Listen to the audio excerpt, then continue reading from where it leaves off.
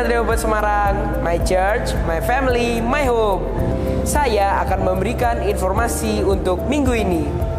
Home Eternities tanggal 21 Februari 2026 jam 16 WIB di ruangan sekolah minggu. Sunday Service spesial Imlek tanggal 22 Februari 2026 jam 10 pagi bersama dengan Pastor Stephen Lim. Jangan lewatkan.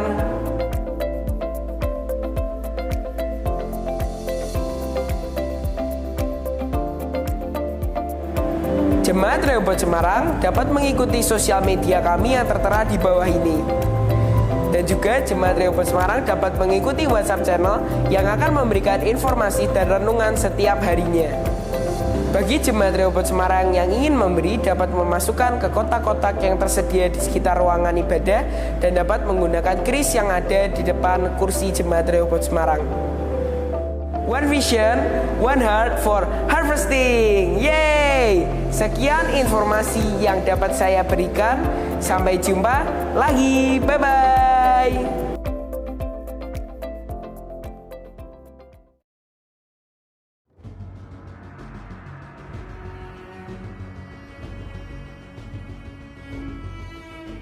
Kalau kita lihat dunia dengan hiruk-pikuk kehidupannya hari ini, mereka sedang menuju kepada kegelapan yang abadi. Mereka tertawa, tetapi sesungguhnya mereka terhilang. Mereka terlihat bahagia, tetapi sesungguhnya mereka hidup tanpa tujuan yang jelas. Jiwa-jiwa di luar sana sedang menunggu untuk diselamatkan. Dan gereja dipanggil untuk bergerak.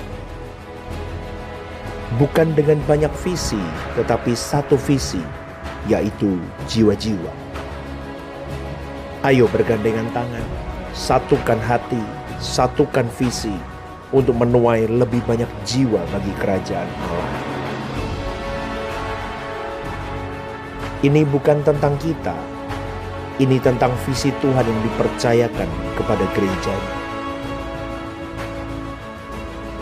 Ketika hati disatukan, visi Tuhan menjadi jelas.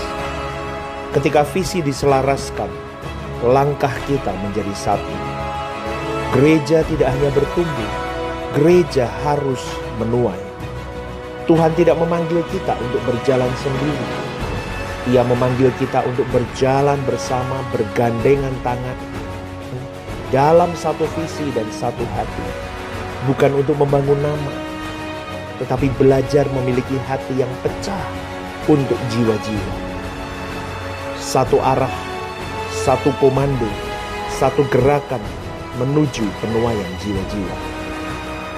Rehoboth Semarang, tahun ini tahun penuaian.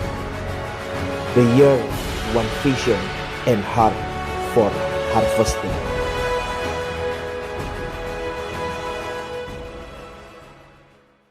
Oke, kita lanjut Bapak Ibu. Hari ini saya beri judul kehidupan yang dipimpin Roh Allah. Kalau Bapak Ibu mengikuti khotbah saya Rabu, Minggu, itu tentang respon, jiwa. Jiwamu, jiwa orang, jiwamu, jiwa orang. Elohim Yahweh, Yesus, Elohim Yahweh, Tuhan Yesus. Terus, saya patokannya itu terus. Saya kejarnya titik itu terus, saudaraku. LB3 sampai lagu bawaku ke sana, itu sampai nyanyiin hampir sebulan. Ajar aku setia, supaya jemaat sadar LB3, betul? Betul gak? Sampai bosan kalian lagu itu. Kenapa? Karena banyak orang yang pinter suara kebenaran, hafal suara kebenaran, tapi prakteknya timpang. Dan itu tidak sedikit, mostly begitu, saya temui. Itu yang menjadikan saya, dulu saya sama Bapak Ibu, aduh udah deh gak usah gereja-gerejaan lah. Orang gereja begitu semua. Dulu. nyanyinya sampai umbelen begitu. Sampai begini. Oh, haleluya. Tapi kelakuannya, saudaraku, di luar gereja, wah. Lah itu saya tarik kalau dalam renungan pagi itu saya breakdown satu-satu. Kamu tahu kebenaran tapi kamu negative thinking hari ini. Besok temanya overthinking. Hari ini apa? Negative thinking. Besok overthinking. Besok lagi jengking, saudaraku. Enggak ya. Besok lagi belum. Oh sudah tadi sudah kok. Sudah rekaman tadi. Lupa saudaraku. Apa judulnya? Tapi itu saya lakukan praktek hidup. Kristen itu praktek hidup. Kristen itu buahnya. Kristen itu kelakuannya. Kristen itu karakternya. Kristen itu pikirannya. Kristen itu mulutnya ngomong apa. Kristen itu sikap hatinya. Itu buah. Kalau buahmu busuk, buahmu kecut, itu muakin orang. Dah sampai di sini paham dulu? Ya, jadi yang saya bidik di situ. Maka kita belajar hari ini. Firman Tuhan itu jelas sekali mengatakan bahwa orang-orang yang dipimpin Roh Allah itu apa dan siapa? Roh Allah itu adalah Roh Kudus. Roh Kudus, Roh Allah itu rohnya siapa? Rohnya Bapa, Elohim Yahweh. Jadi firman Tuhan jelas mengatakan bahwa orang-orang yang dipimpin rohnya Bapa itu adalah anak-anak Bapa. Amin enggak deh? Jelas ya. Kata dipimpin di sini kalau boleh saya katakan, artikan begini. Dipimpin itu bergandengan tangan atau berjalan bersama menuju ke satu tujuan. Berarti kalau kau orang-orang yang dipimpin oleh rohnya Bapa, engkau sedang bergandengan tangan dengan Bapa menuju ke langit baru, bumi baru. Oke, clear sampai di sini Bapak Ibu? Ada jelas. Dipimpin Roh Kudus itu bukan sesuatu yang simple. Dipimpin Roh Kudus itu bukan sesuatu yang sederhana. Membutuhkan atau menuntut kesediaan seseorang untuk mengubah seluruh cara berpikir, arah hidupnya, supaya bisa beriringan berjalan dengan rohnya Bapa. Pola pikirmu, arah hidupmu mulai diubah. Karena pimpinan Roh Kudus itu tidak bersifat memaksa. Kalau seseorang bersedia dipimpin, maka ia akan hidup di dalam pimpinannya. Tetapi kalau seseorang menolak pimpinannya, maka Roh Kudus akan undur dari orang itu. Kalau seseorang bersedia, kubuka hatiku Tuhan, Tuhan akan pimpin. Seperti peristiwa di Kejadian 6 ayat 1-4 ketika anak-anak Allah menghampiri anak-anak perempuan manusia dan memilih jodoh sesuka hati mereka, itu gambarannya. Roh Allah tidak bisa mencegahnya di momen itu. Karena anak-anak Allah tidak mau menuruti kehendak roh. Roh di sini pakai huruf besar R-nya. Rohnya Bapa. Maka bagi orang percaya, saudaraku, penyelamatan oleh korban Tuhan Yesus itu memberikan kepada engkau dan saya kemerdekaan. Artinya, orang percaya tidak lagi hidup di bawah hukum dosa dan hukum maut. Nanti saya akan jelaskan lebih detail. Orang percaya adalah orang, kalau Anda ngomong sama saya hari ini, Anda orang apa? Saya orang percaya. Apa artinya orang percaya? Bukan orang Kristen. Orang Kristen belum tentu orang percaya. Setuju Bapak Ibu? Orang percaya adalah orang-orang yang berkeadaan bisa menjadi manusia yang sempurna seperti pribadi Tuhan Yesus. Saya ulang. Orang percaya adalah orang-orang yang berkeadaan bisa menjadi manusia yang sempurna seperti pribadi Tuhan Yesus. Sebelum ada pengorbanan Tuhan Yesus, manusia tidak bisa berkeadaan seperti ini. Karena masih ada di bawah hukum dosa dan hukum maut. Tuhan Yesus menggenapi apa yang seharusnya dilakukan oleh Adam itu. dan memikul semua kesalahan manusia. Maka dalam hal ini saudaraku, tuntutan keadilan dipenuhi oleh pribadi Tuhan Yesus. Bahwa setiap kesalahan harus menerima hukuman dari Allah Bapa. Sehingga manusia itu dimerdekakan melalui salib itu. Itu Roma 6 Anda baca nanti. Pulang baca Roma 6. Ini base-nya dari Roma 6 saya belajarnya. Maka sekarang orang percaya tidak lagi terikat harus melakukan hukum atau hukum Taurat. Karena justru hukum itu akan merangsang manusia untuk berbuat dosa, hukum Taurat itu. Yohanes 18 ayat 9 berkata, demikian hendaknya supaya genaplah firman yang telah dikatakannya. Dari mereka yang engkau serahkan kepadaku, tidak seorang pun yang kubiarkan binasa. Saudaraku, dari penyelamatan Tuhan Yesus, orang percaya menerima roh. Roh huruf besar, rohnya Allah. Yang dimateraikan di dalam diri orang percaya. Maka hari ini kalau engkau mengaku dirimu orang percaya, orang-orang yang bisa atau memiliki kemungkinan untuk bisa menjadi sempurna seperti pribadi Yesus, maka roh Allah itu, roh kudus itu dimateraikan di dalam dirimu. Katakan amin. Kok lemes ya ini? Amin. Dimateraikan roh kudus, aminnya lemes. Amin. Ada roh kudus di dalam dirimu. Orang dunia makanya gak bisa ngomong seperti yang kita ngomong. Gak bisa memahami seperti yang kita pahami. Gak bisa melihat kekekalan tanpa batas seperti kita melihat. Karena kita dibekali dengan dimateraikan roh kudus di dalam diri kita yang di dalam batin kita. Roh Allah itu, roh kudus itu, roh Bapa itu berbicara kepada kita, merajut di batin kita, memampukan kita mengenali kebenaran sampai dalam. Orang luar gak tahu, orang di luar Tuhan gak tahu. Selain orang percaya gak akan memahami apa yang kita pahami hari ini.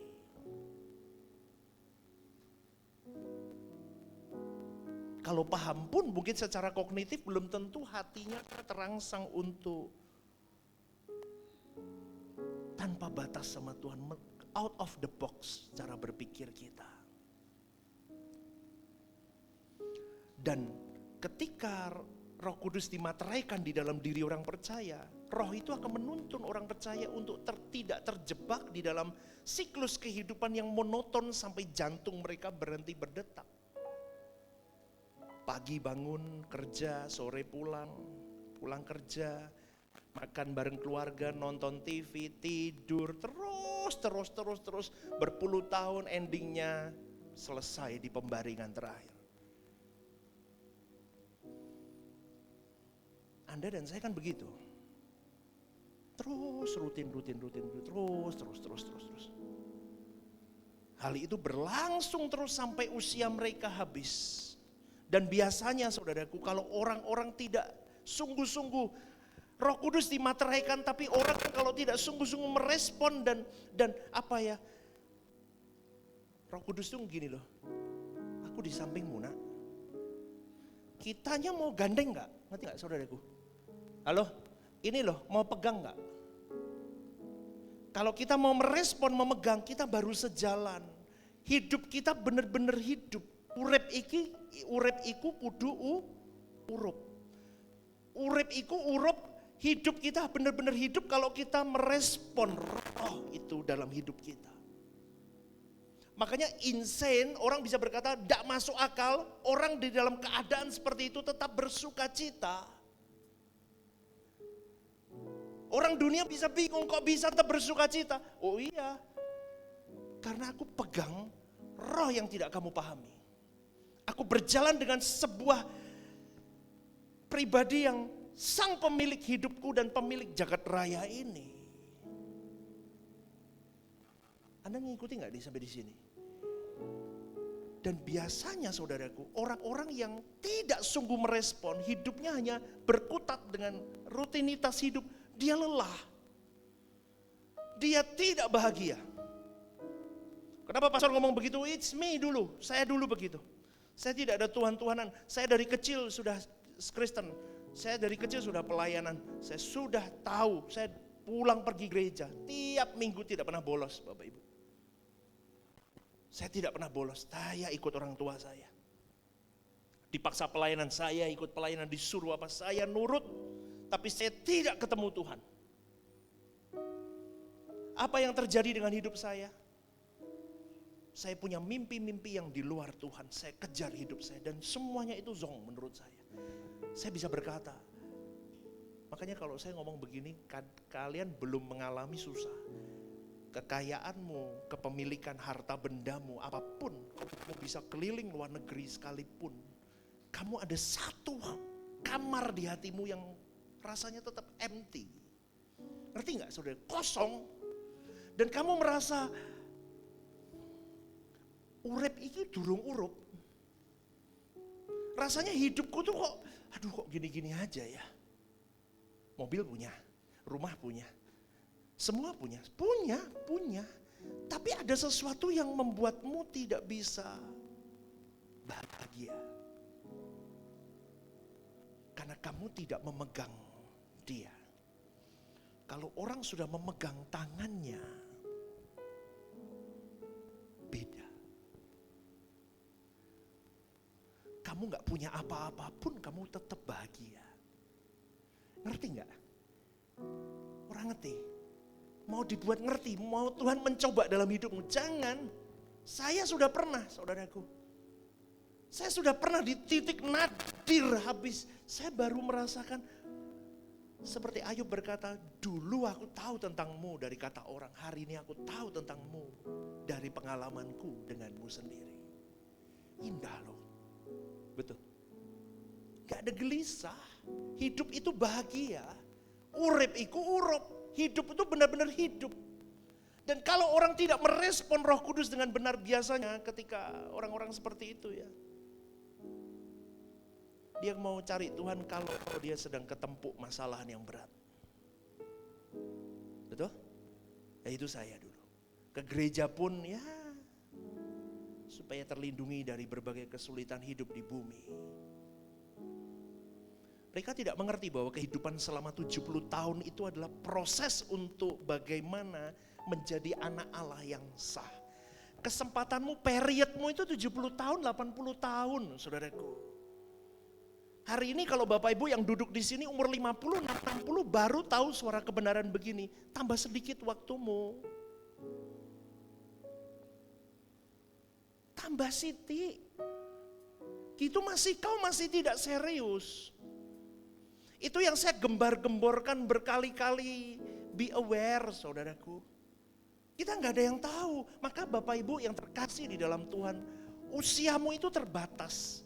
Tapi di dalam batas usiamu itu kau harus ingat bahwa engkau dan saya dihajar untuk bisa menjadi anak-anak Allah yang sah. Selama kita hidup dengan semua kompleksitas hidup kita. Itu yang harus Anda mengerti. Dan orang yang tidak sungguh-sungguh merespon Roh Kudus itu dengan benar di hadapannya, pasti tidak peduli dengan kalimat saya tadi, kamu harus jadi anak Allah yang sah. Gak akan peduli. Pokoknya aku mau happy di bumi ini. Dengan standar manusia pada umumnya. Percayalah, ketika kau menangkap respon menggapai tangan Bapa, ada satu kebahagiaan yang tidak bisa saya utarakan dengan kalimat, tetapi the true happiness will come into your life. Itu yang saya alami. Saya tidak ada satu hal kekhawatiran celah dalam diri saya hari ini. Itu perjalanan 4 tahun, saudaraku. Saya kalau ada, nanti ini gimana ya? Ini gimana ya? Saya cuma tersenyum dan aku punya Bapak yang hidup. Loh bener, saudara tanya istri saya. Dia saksi hidup. Kadang dia tanya ke saya, ini gimana ya? Udahlah, nanti Bapak Ibu besok saya fotoin kamar doa saya. kamar doa saya berlutut di mana, itu tempat saya nangis sama Tuhan.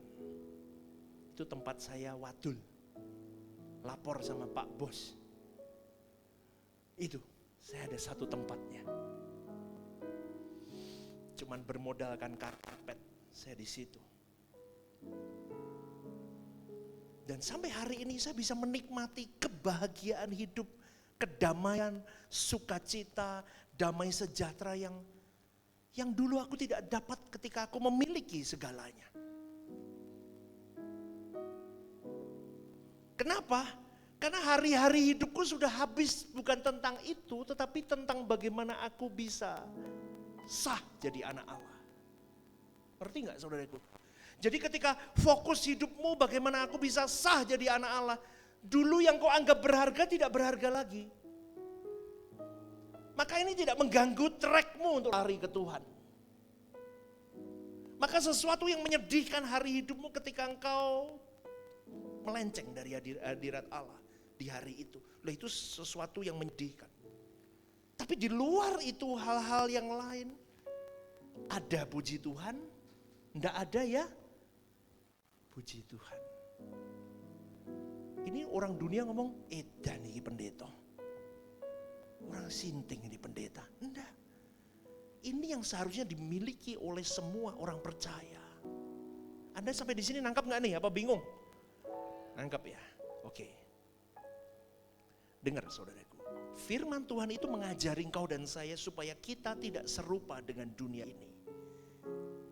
Makanya saya bertanya bagaimana bisa orang hanya mau menikmati kesenangan dalam hidup ini tanpa menerima didikan dari Bapa. Tidak bisa saudaraku. Karena didikan dari Bapa sering berupa kesulitan-kesulitan hidup. Dan keadaan-keadaan yang tidak menyenangkan batinmu. Karena tidak mungkin seseorang dapat menjadi dewasa tanpa proses yang menyakitkan dalam hidupnya. Tidak mungkin. Didikan Bapa itu dimaksudkan supaya seseorang dapat mengambil bagian di dalam kekudusan Allah. Anda semakin mengalami kesulitan hidup, semakin Anda melepaskan dunia dan semakin mencari Allah. Setuju? Semakin putus asa, semakin putus asa, semakin putus asa, semakin kau, Pak udah deh jangan tinggalin aku. Itu saya. Saya sampai udah gak bisa apa-apa lagi, saya cuma bisa Pak. Don't leave me alone Pak, gak bisa aku. Habis hidupku tanpa Tuhan. Artinya, tidak mudah menjadi anak Allah yang sah. Karena kamu harus menyakiti manusia lamamu, menyakiti dagingmu, menyakiti egomu, mengubah semua tentang hidupmu, dan kau harus hidup yang baru. Fokusmu ke sana. Itu bayarannya mahal. Memang semua manusia pada dasarnya adalah anak Allah. Sebab roh yang ada padamu dan padaku itu nesyamah itu dari Allah. Saya tahu itu. Tetapi saudaraku, mereka yang rohnya nesyamahnya belum didewasakan atau belum disempurnakan, statusmu masih anak gampang, belum anak sah.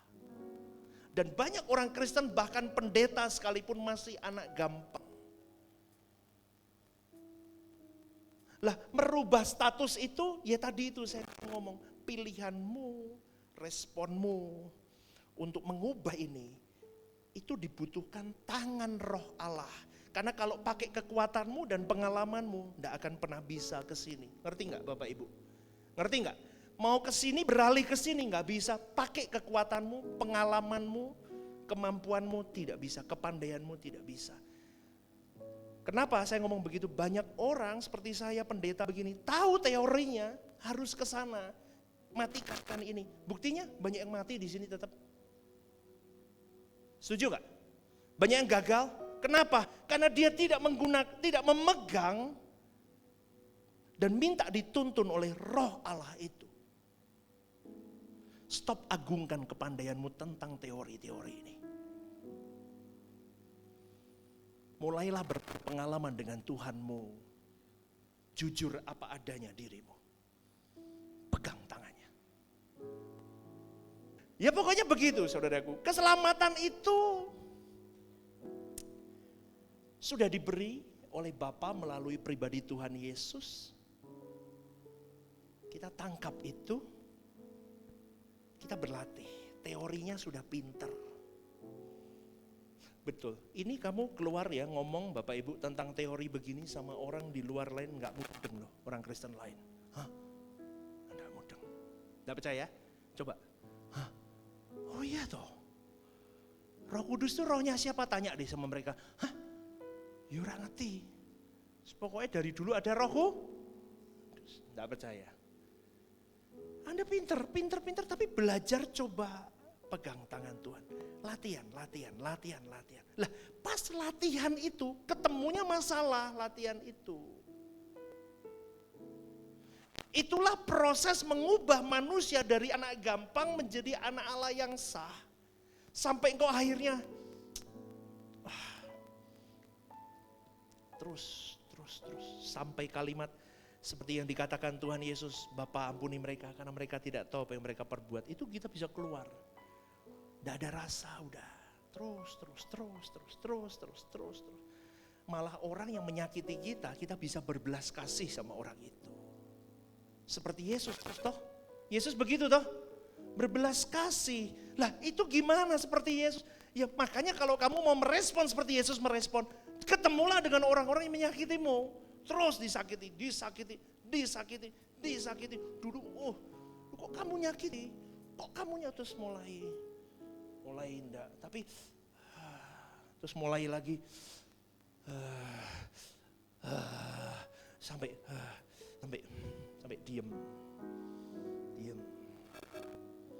Ampuni dia Tuhan. Ampuni tapi masih belum. Terus bertahap sampai kau bisa berkata, Bapa, ampuni mereka karena mereka tidak tahu apa yang mereka perbuat dan aku memberkati hidup mereka. Itu butuh proses. Itu namanya itu kamu masukin 1 poin jadi anak Allah yang sah. Ya modelnya begitu. Nangkep gak?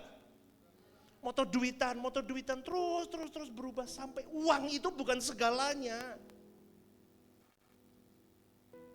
Kalau kamu tak tabrak kamu gak berubah. Ini militan nih hujan toh. Bagus, tapi kurang deres hujannya tadi. itu satu apa ya saudaraku? Satu latihan. Pilih Tuhan kan? Saudaraku, dalam Yohanes 1 jelas sekali bahwa mereka yang menerima dia, yaitu mengakui bahwa Tuhan Yesus sebagai pemilik kehidupan itu diberi kuasa supaya menjadi anak-anak Allah. Tapi Yohanes 1 itu jelas kalimatnya begini, ayat 11-12. Ia datang kepada milik kepunyaannya, tetapi orang-orang kepunyaannya itu tidak menerimanya. Tetapi semua orang yang menerimanya diberinya kuasa supaya menjadi anak-anak Allah, yaitu mereka yang percaya dalam namanya. Maka sekali lagi, bahwa mereka yang menerima dia, pribadi Yesus itu, mengakui pribadi Yesus itu sebagai pemilik kehidupanmu. Itu firman Tuhan yang ngomong.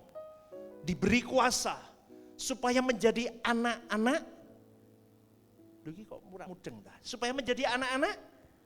Artinya begini loh. Kalau kamu tidak mengikuti aku, kalau kau mengikuti aku, kau bisa mengikuti aku otomatis gini. Kalau kamu bisa mengikutkan di sini kita. Kalau kau bisa mengikuti aku, ini relnya Tuhan Yesus. Berarti orang yang bisa masuk ke sini dipimpin roh.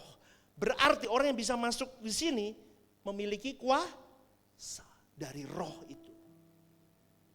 Karena tidak mungkin berjalan masuk ke rel sini dari manusia lama pindah ke menjadi pribadi seperti Yesus kalau dia tidak berjalan dengan rohnya Allah. Maka benar kalau orang-orang yang mengikuti Yesus powerful, punya kuasa. Kuasa untuk apa? Mengubah manusia lamanya semakin hari semakin sempurna. Berikan tepuk tangan untuk Tuhan. Dalam kitab Roma 8:14 firman Tuhan menunjukkan bahwa orang yang sah sebagai anak Allah adalah orang-orang yang hidup di dalam pimpinan roh Allah. Saya mau tambahin satu lagi. Hari ini kau dan saya sebagai orang percaya, di dalam pimpinan roh R besar, roh Bapa, roh Allah, roh kudus itu. Tetapi di dalam perjalanan itu kau dan saya hari ini harus menghidupkan roh Kristus. Saya pernah ajarkan ini di Setos waktu itu. Roh ini bukan rohnya Yesus, bukan. Tetapi roh menggunakan huruf kecil R. Itu spirit Yesus. Amin gak nih? Paham? Paham ya Bapak Ibu ya? Roh R kecil, spiritnya Yesus. Kita meneladani spirit Yesus. Berarti kita berjalan di dalam rohnya Bapa, mengenakan spirit Yesus, roh Yesus, dengan Injil, dengan doa, dengan kita berjalan dalam kekudusan hidup. Kau baru bisa. Kualifikasi ini mutlak, saudara. Makanya jangan delete Tuhan Yesus. Saya di gereja ini segebar-geborkan terus seperti Yesus, seperti Yesus, seperti Yesus, pokok keselamatanku. Katakan, nyanyi bareng. Seperti Yesus, seperti Yesus, yang selalu menyukakan hatimu. Hatimu itu hatimu, Bapak. Orang yang hidup dalam pimpinan roh, huruf besar ya, roh Allah, adalah orang-orang yang selalu melakukan segala sesuatunya sesuai dengan kehendak Allah. Siapa yang bisa? Hanya orang yang punya cara berpikir Allah. Gimana dapat cara berpikir Allah? Tadi balik lagi, harus jalan sama roh Allah. Itulah sebabnya dalam Roma 12 ayat 2 firman Tuhan mengatakan agar orang percaya tidak serupa dengan dunia ini. Orang percaya harus berusaha mengerti kehendak Allah sampai di tingkat sempurna. Kamu hidup bukan hanya untuk rutinitas. Pagi, sore, siang, sampai malam mati, tua mati. Enggak. Kalau Anda duduk di sini saya kasih tahu, temukan kehendak Allah dari setiap kelahiranmu. Kalau kau hanya melakukan rutinitas, kau tidak ada bedanya dengan binatang. Maaf saudaraku. Hanya untuk bertahan hidup. Betul. Kalau hari ini kau hanya begitu tiap hari. You don't care about God. Kau sama dengan binatang. Sakit hati enggak saya ngomong begini? Binatang-binatang kayak pendeta orang genah ini. Sama. Gak ada bedanya kau. Saudaraku lanjut ya. Kau harus berusaha mengerti kehendak Allah sampai di tingkat sempurna. Itu yang harus menjadi pergumulan inti orang percaya. Kau hidup untuk menemukan itu. Kau dititipi semuanya. Bapak Ibu harus tahu. Kalau hari ini kau memiliki apapun di tanganmu. Talenta, harta benda, semua kesempatan-kesempatan. Semuanya. Itu tujuannya satu. Untuk mempermudahmu semakin terbang ke Tuhan sebetulnya. Semakin menemukan maunya Tuhan dalam hidupmu melalui fasilitas itu. Tapi faktanya banyak orang punya fasilitas tambah hilang dia. Kalau kamu duduk di sini saya kasih tahu, fasilitasmu itu titipan Tuhan. Tujuannya apa? Untuk mempermudah kamu semakin menemukan kehendaknya. Amin enggak? Maka kalau Anda mengerti itu semua, kau orang percaya berarti kau berhutang untuk hidup sama Tuhan. Semua titipan. Dan kalau kau tahu bahwa hidupmu harus sampai di tingkat sempurna, berarti kau berhutang juga hidup menurut roh. Bukan menurut daging lagi. Abot loh saudaraku. Jadi Kristen itu abotnya minta ampun. Menurut daging itu artinya gimana pastor? Artinya menuruti dirimu sendiri atau hidup dalam kewajaran manusia yang ada di bumi ini. Yesus nabrak zaman. Anda dan saya harus begitu. Gereja ini harus begitu. Saya harus begitu, dimulai dari saya, saudaraku. Maka saya berani katakan, saya akan berjuang, saudara. Saya tidak sempurna, saya belum sempurna, tapi saya berjuang untuk terus bisa menjadi contoh untuk jemaat yang saya layani. Tidak lagi memikirkan hal-hal daging, hal-hal dunia. Tidak lagi memikirkan tentang kesenangan di hari ini, tetapi memikirkan bagaimana kehidupan di balik kubur. Itu manusia yang mematikan dagingannya. Tapi banyak orang Kristen masih hidup menurut daging. Bahkan khotbah-khotbah pun tentang daging. Karena daging lah yang menikmatkan telinga, betul? Betul? Saya bisa loh buat khotbah begitu, kebak di gerejanya langsung. Dulu saya merasa gagal, Bapak Ibu. Susah.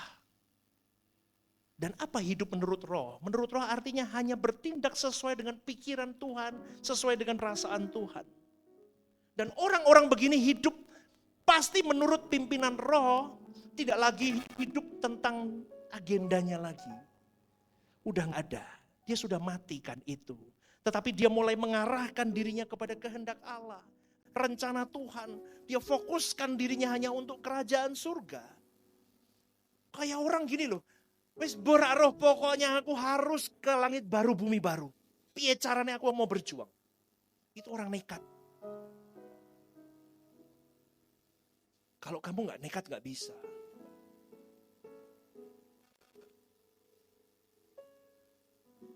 Berapa puluh kali kamu ikut Natal Bapak Ibu?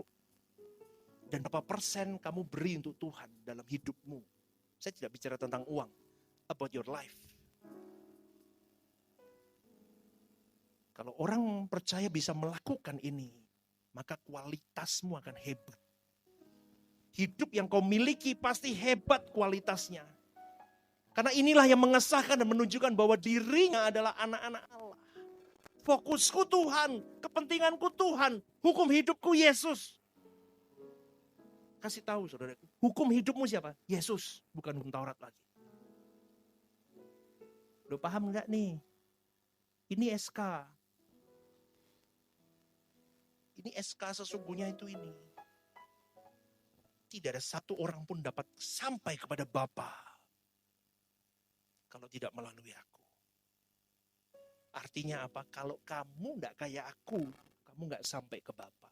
Kamu enggak dilayakkan. Itu saudaraku. Siapa yang tahu bahwa seseorang sudah hidup dalam pimpinan roh atau belum? Siapa yang tahu? Tentu roh itu sendiri.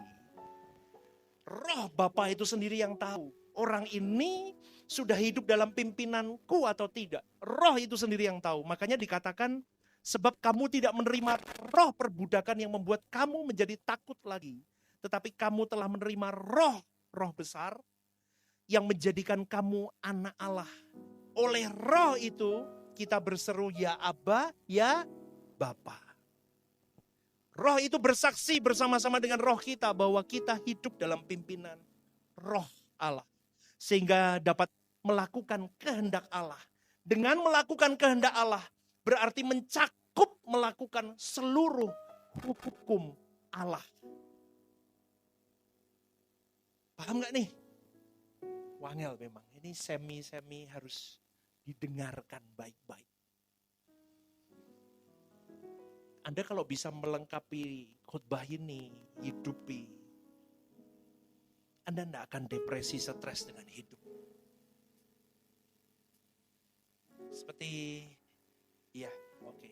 seperti hari ini. Seperti kemarin, kusut hidupmu. Karena Allah suruh kamu ke kanan, kamu ke kiri terus. Stres. Kamu hidup gak tanya sama Allah maunya kemana. Ikut kehendakmu ke kiri. Allah kehendaknya kamu ke kanan. Stres. Baliknya ini loh stres. Kalau kamu ngetut aja, ngikut aja maunya Bapa. Happy kau hidup. Maka saudaraku, oleh pengorbanan Tuhan Yesus, orang percaya menerima roh Allah dan menjadi milik Kristus. Oleh pimpinan roh, orang percaya diarahkan untuk memikirkan hal-hal yang dari roh. Kalau manusia masih hidup di dalam arena hukum, maka manusia masih memikirkan hal-hal yang urusannya tentang daging. Tetapi di dalam keselamatan pribadi Yesus itu, memindahkan cara berpikir manusia. Dari berpikir daging berubah menjadi berpikir tentang hal-hal yang berasal dari roh. Dengan keadaan ini orang percaya tidak dirangsang untuk melanggar hukum, tetapi diarahkan untuk kau bisa memikirkan hal-hal yang dari roh Allah itu. Roh Kudus itu oleh Injil yang mengubah orang percaya memiliki cara berpikir yang sangat berbeda dengan orang-orang di zaman PL. Orang PL enggak punya Injil. Orang PB punya Injil. Itu membuat cara berpikirmu dan cara berpikirku beda dengan orang-orang PL. Maka dengan cara hidup seperti inilah maka manusia yang mengikuti pimpinan Roh Kudus bisa hidup berkenan di hadapan Elohim Yahweh. Dan tidak menuruti daging. Makanya saya ngomong begini sekali lagi Bapak Ibu. Sekali lagi supaya jelas. Orang PL tidak bisa sampai di sini. Sehebat apapun dia tokoh iman, dia paling mentok di sini. Di atas rata-rata orang di zamannya. Nangkap Bapak Ibu? Karena belum ada salib, belum ada Kristus. Belum ada Injil. Tapi hari ini engkau dan saya bisa sampai di titik sempurna. Karena pengorbanan Yesus itu. Injil yang harus menjadi pegangan manual book untuk membawamu dan membawaku. Berjalan di dalam 24 jam 7 hari menemukan kehendak Allah. Baca Injilmu. Baca. Saya sampai terpagi sepenggal kebenaran. Bukan ya? Pegangan ayat, pegangan hari ini. Itu aja saya yakin tidak semua baca. Betul? Hah? Tiap pagi cari, buka itu. Hafalin, ingat. Bapak Ibu, saya buat WA channel itu tidak hanya buat untuk apa enggak. Saya mau jangkar jiwamu. Rekaman, madep tembok begini. Shalom saudaraku yang terkasih di dalam Tuhan, pencinta renungan The Message. Shalom, selamat pagi saudaraku. Ya wong edan ngene iki lho Bapak Ibu. Dibaca pun kau tidak mau. Kok dibaca, didengar. Pastor message itu buat. Makanya ketua-ketua divisi, para pelayan Tuhan, saya wajibkan untuk share. Salah satu tentang gereja, tujuannya apa? Siapa tahu ada yang nyantol, diubahkan. Semuanya. Amin. Amin. Bapak Ibu sekali lagi. Setiap kau dan saya orang percaya harus hidup dalam pimpinan roh. Hidup menurut roh seperti hutang yang harus dibayar. Kau dan saya berhutang sama Allah. Dengar, hidupmu gak gratis. Hidupmu di bawah Tuhan. Kau dulu budak dosa. Hari ini kau budaknya Allah. Wes jelas, kamu tidak boleh sembarangan hidup. Kau pikir melayani Tuhan itu pilihan. Bisa ya, bisa gak bisa. Harus. Amin. Hidupmu untuk Tuhan harus. Kenapa? Kamu budaknya Tuhan, kamu dibayar. Maka saya mau ingatkan sekali lagi, hidup menurut roh itu artinya bukan untuk kamu menyenangkan Tuhan saja, tapi ingat, kamu bayar utang sama Tuhan dengan hidup menurut roh. Dari pernyataan ayat itu jelas bahwa hidup menurut roh adalah panggilan yang wajib, harus. Kalau dalam bahasa Inggrisnya must, M-U-S-T. Harus, urgency, harus dipenuhi. Ngerti nggak saudaraku? Jadi orang percaya harus menghayati bahwa dirinya bukan miliknya lagi. Harus berusaha untuk tidak serupa dengan dunia ini. Dan harus bisa mengerti, berusaha mengerti apa yang menjadi kehendak Tuhan. Dengan kamu belajar Injil, ikut pathway Yesus, hidup dalam kekudusan. Dan itulah yang mau saya katakan, semuanya itu akan menjadi sebuah power yang bisa menyelamatkan kau dan saya. Amin, saudaraku. Sampai di sini Anda mengikuti enggak? Berjuanglah, ayo bareng yuk. Saya dengan kasih Bapak Ibu, kita ini proyek percontohan. Kalau Bapak Ibu, saudara-saudari dan saya masih rata-rata dengan orang dunia, tidak ada gunanya. Kita harus outstanding dalam segala hal. Tidak usah sibuk dengan jiwa-jiwa di luar sana, jiwamu dulu. Amin. Tunduk, taatlah kepada Allahmu. Amin. Amin. Yuk kejar perkenanan kita dengan hal-hal kecil dulu. Pernikahanmu yang baik. Lihat yang bawa suami istri, dilihat pasangannya, yuk lihat. Mata ketemu mata, ngomong I love you. Loh kok gak mau lihat ini? Lihat, dilihat oh, Pak, dilihat. Pak, dilihat Pak. I love you. Begitu loh lah. Ya. Syukuri kamu masih ada teman hidup. Gak tahu. Kita menikah itu kadang sampai 50 tahun emas tuh jarang. Jarang. Mama saya kurang setahun. Pisah. Saat mama saya meninggal dan tahun berikutnya papa saya meninggal. Berarti saudaraku, pernikahanmu itu 50 tahun aja jarang nyampe. Maka kesempatanmu untuk saling menolong, untuk menjadi semakin serupa seperti Kristus itu waktunya pendek. Tolong menolong. Maju sitik, mundur sitik. Maju sitik, mundur sitik. Jangan tuntut pasanganmu menjadi kebahagiaanmu. Jangan. Harus berusaha memberi kebahagiaan satu sama lain. Jangan tuntut kebahagiaan. Pernikahan itu kuncinya satu, hanya untuk bersama-sama menyelaraskan hidup semakin serupa Kristus. Sekali lagi saudaraku, hiduplah menggandeng Roh Kudus. Maka celah-celah itu akan ditutup dengan keintimanmu dengan Roh Kudus itu. Nanti kau lihat kekurangan istrimu, nanti lama-lama berubah menjadi belas kasihan untuk menopang dia bangkit. Kalau kau tidak berjalan dengan Roh Kudus, kau akan bidik kesalahannya dia terus. Dan kau akan bisa melihat perempuan lain lebih baik dari dia. Amin. Maka hiduplah di dalam roh dan hiduplah berkemenangan. Berikan tepuk tangan untuk Tuhan. Yuk bangkit berdiri yuk saudaraku.